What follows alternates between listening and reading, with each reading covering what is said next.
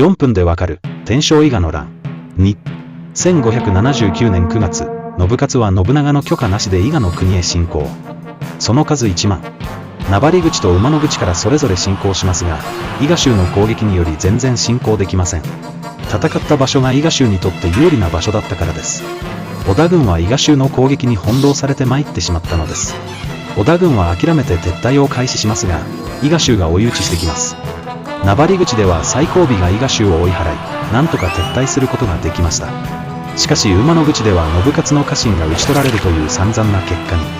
無許可で戦いを仕掛けて大敗北した信雄は信長に激怒され、絶縁されかけてしまいました。